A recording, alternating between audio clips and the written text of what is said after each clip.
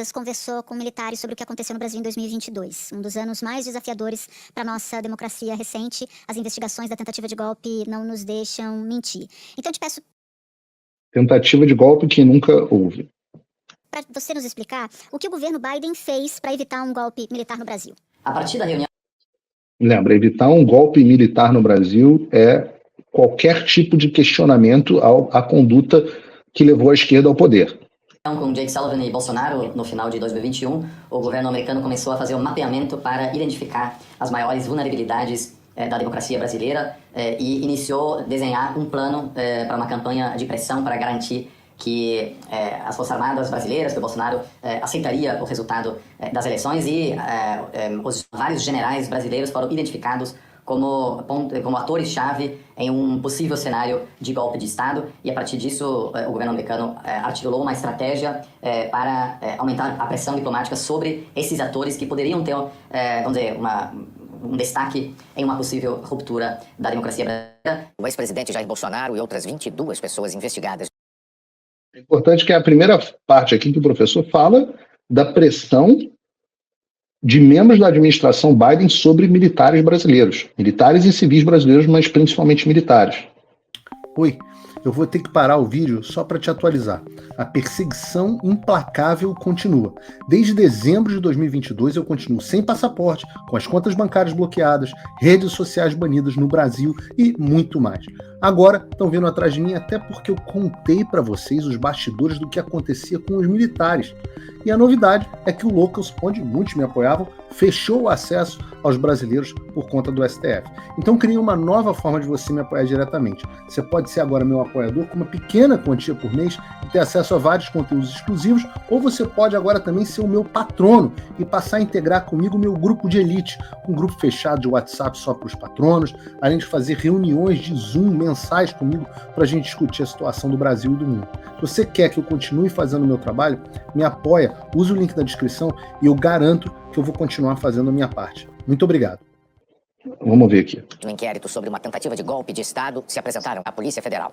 Segundo os advogados, Bolsonaro exerceu o direito constitucional de ficar em silêncio. 16 dos 23 intimados a depor adotaram a estratégia de ficar em silêncio. Entre eles, os generais da reserva e ex-ministros Augusto Heleno, Walter Braga Neto e Paulo Sérgio Nogueira, e o ex-comandante da Marinha, Almir Garnier. E essa campanha, isso é muito interessante porque é diferente de outras campanhas no passado, não apenas envolveu o Departamento de Estado, ou seja, não apenas o Ministério das Relações Exteriores dos Estados Unidos, mas também o Pentágono, a CIA e a Casa Branca.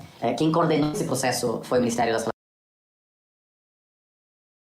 Eu não sei se vocês ouviram isso, mas eu acabei de sair aqui do Congresso dos Estados Unidos conversando com algumas pessoas, e quando eu falei isso, a primeira coisa que eles falaram é exatamente isso que a administração Biden faz, mas a gente está estupefato que no Brasil esteja sendo dito de forma aberta.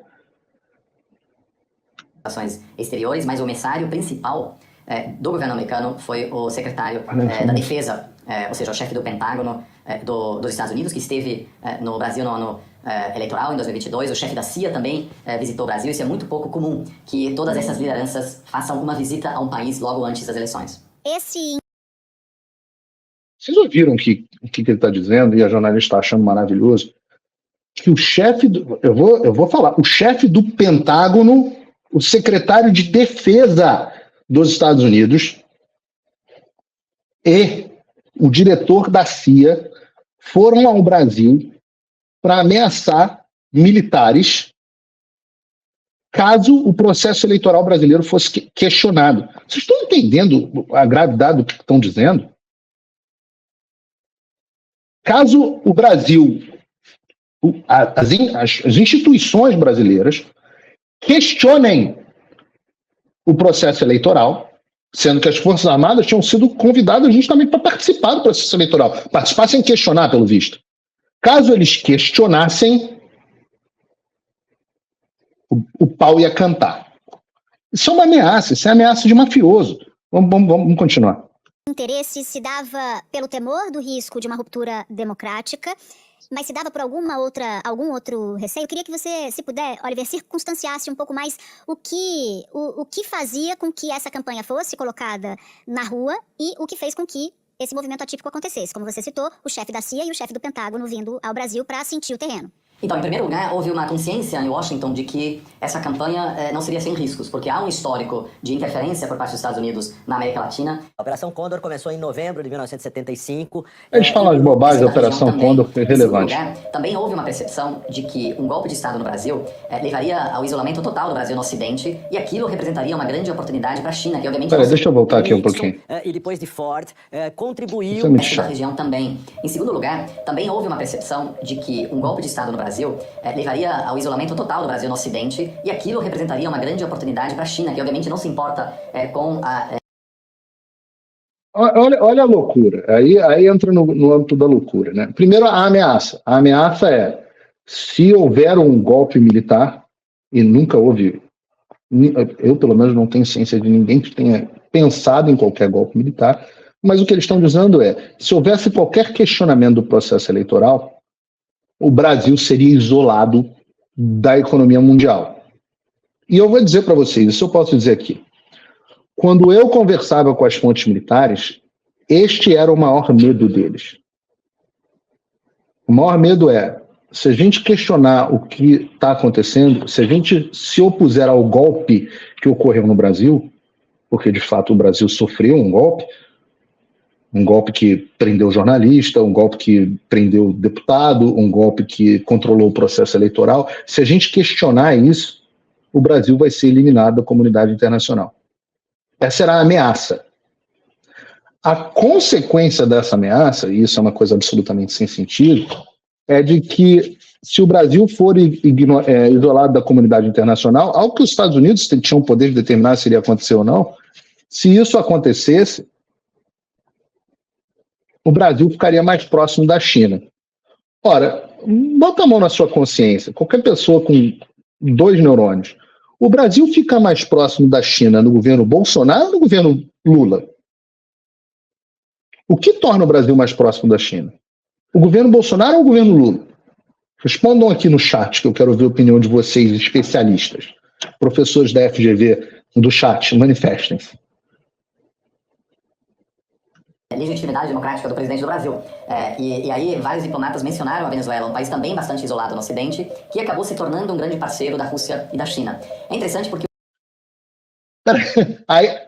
vamos comparar com a Venezuela, que se tornou um parceiro da China e da Rússia. Peraí. Se houvesse alguma ação para impedir que o Lula chegasse de forma ilegítima no poder, se houvesse alguma ação nesta direção, o Brasil ia ficar próximo da China e da Rússia?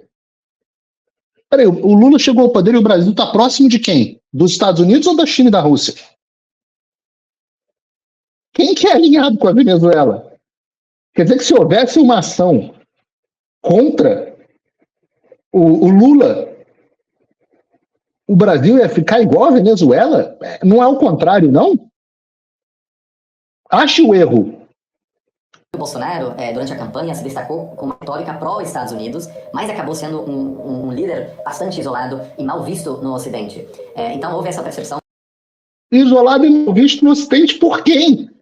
As relações do Brasil com os Estados Unidos nunca foram tão boas quanto no governo Bolsonaro, talvez só no governo Figueiredo. Também essa interpretação de que...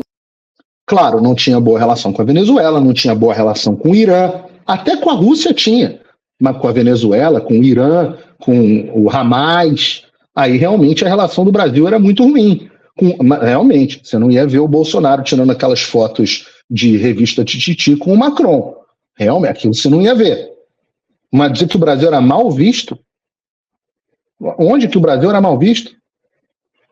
O segundo mandato de Bolsonaro, sobretudo se for um mandato pós-ruptura democrática, seria uma grande oportunidade estratégica para a China, para se aproximar de um Brasil com poucas outras opções e uma relação bastante complicada, tanto com os Estados Unidos quanto com a Europa. Ou seja, olha o raciocínio de maluco. Se o Brasil não permitisse que o Lula chegasse ao poder, ele ia ter relações diplomáticas mais próximas com a China e com a Rússia. Gênio. Pô, alguém dá um troféu para esse cara. É muito inteligente. Espera um pouquinho que eu já volto para continuar minha conversa com o Oliver.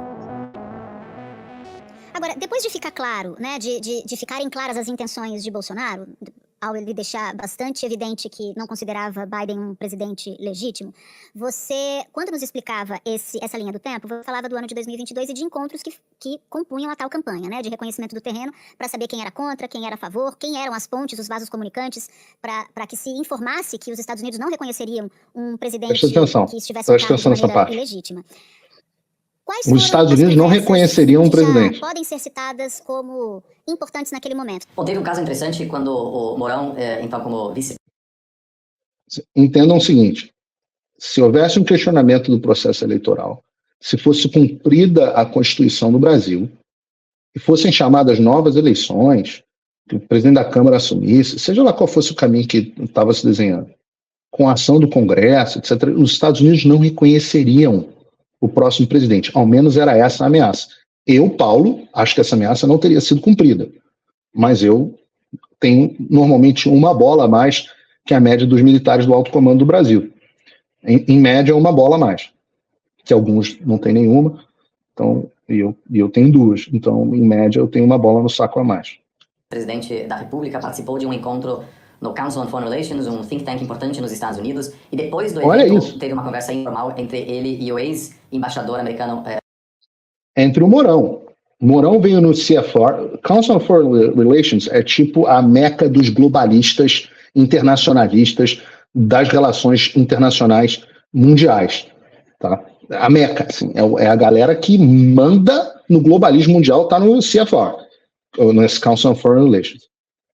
No Brasil, Tom. E o Mourão foi lá, o Mourão, lembra do Mourão, lembrem do Mourão, lembrem da postura do Mourão no final do ano. Shannon, que ainda é uma relevante para fortalecer a relação bilateral, e naquela conversa informal, o Shannon disse que ele estava bastante preocupado com a situação, com o futuro da democracia brasileira, e então respondeu que ele sim também estava preocupado. E, obviamente, o Shannon relatou essa conversa depois para o governo americano, que foi interpretada em Washington como uma espécie de pedido velado de ajuda por parte do Mourão. Então, aquilo foi uma...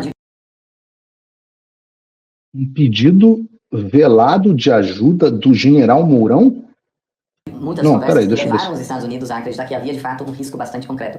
Para isso existe o comandante, né? O comandante teria que decidir, não seria iniciativa... Mas o comandante quem? O presidente da República? O presidente da República ele é o comandante em chefe das Forças Armadas, ele pode decidir isso. Ele pode decidir empregar as Forças Armadas. Aí você pode dizer... Mas tem regras, é só o Congresso Nacional. É um autogolpe. É um autogolpe, você pode dizer isso. Quer dizer, o senhor admite a possibilidade teórica de haver um autogolpe? Já houve em outros países, né? E em várias instâncias dessas conversas que eu tive com diplomatas americanos, eu tive a impressão de que muitas das informações que vazaram agora recentemente no Brasil sobre as conversas específicas que estavam acontecendo entre Bolsonaro e alguns generais em relação aos planos muito concretos de questionar o resultado, que os Estados Unidos estavam cientes desses planos bastante concretos e que havia uma percepção de que o risco era muito concreto.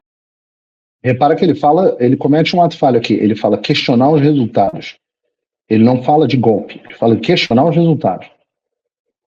Muito real, e que só por meio da pressão sobre os militares brasileiros seria possível evitar ou minimizar o risco de uma possível ruptura, dizendo explicitamente que se o governo brasileiro, se as Forças Armadas brasileiras não reconhecerem o resultado, aquilo levaria a uma redução drástica da cooperação militar entre os Estados Unidos e o Brasil, uma redução de todo tipo de treinamento conjunto, de compartilhamento de inteligência, de fornecimento de material bélico, e tudo isso é muito importante para os generais aqui no Brasil, e a avaliação americana... Eu não consigo, eu sei que eu falo palavrão demais e que muita gente fica chateado. Eu tenho muita senhora que me acompanha e tudo mais, eu amo todas elas, mas, cara, o que você pode falar sobre isso além de PQP? PQP. Reunião de moral com o ex-embaixador no CFR. A percepção de que não podia questionar o resultado e que a forma como eles conseguiriam que não houvesse questionamento dos resultados era dizer, se isso acontecer, as Forças Armadas brasileiras e as americanas vão perder completamente as relações entre elas, não vai ter mais treinamento conjunto. Isso é um achaque, pô. Isso é um achaque. E tá tudo confesso aqui. Escutem isso, isso não pode ser ouvido com naturalidade. Isso é de cair da bunda.